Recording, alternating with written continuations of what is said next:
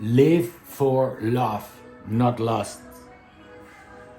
Live for trust, not distrust. Live in peace and do not live in fear. Really important, right? I mean, living for love really aligns and makes you feel like really in peace, and you will attract all the good things, right? And if you live for lust, there's much more attraction of negativity. So that's why you have to live for lust.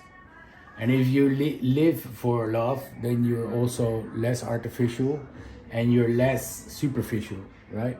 Like, for example, an example in Dubai, right? There's a lot of Ferraris, there's a lot of Rolls Royce, and then you're living, let's say, for lust.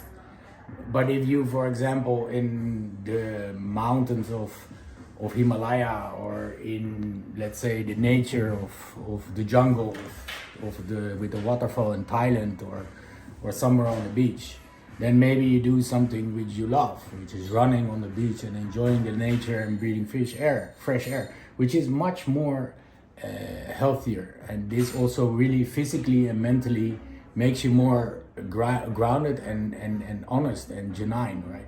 So this is why you should live for love and not just live for lust, right?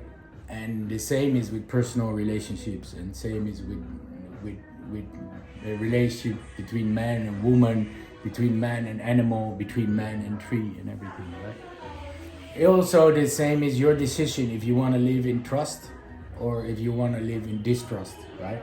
That's all about your decision, right?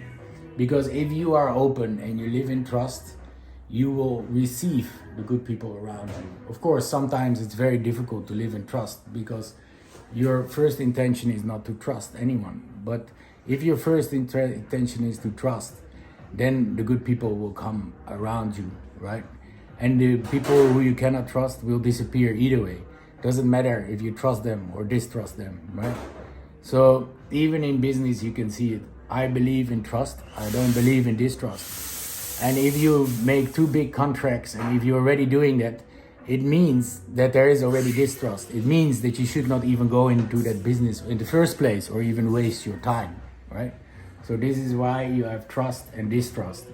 And the same thing is in personal relationship. If you don't trust your partner, there is no good relationship. And if you distrust your partner, then you cannot live normal. You cannot live with each other. You start to do crazy stuff. You start to live in unpeace with yourself and with your partner, right? And also, you know, all these principles which I mentioned, all three principles, they guide you to a better life. They guide you to a better way, and that you also can help others and yourself, and that you be more successful, right? So that's why I always say, yalla, let's go. Yalla, have the right environment, make the right decisions for yourself, but keep living with the flow, in trust, with love, no fear, and just really be yourself. And also the same is with real estate, right? In your environment, again, the new destinations, you have to love them, you have to trust them, you have to not have any fear around in that. For example, when you sleep at night and you don't sleep relaxed, or when you walk around your house and you don't feel comfortable, then change it. Make it feel better, make it better. So even when you cannot do it, like for example, let's say in a war, right? You're in a war and there's a lot of horrible things going around, right? Then you still can trust, you can still love, you can still not fear. It's the only way to live, right? Otherwise you cannot live and you cannot continue. So yalla, let's go, let's do something good and continue with our days, and love life. Ciao.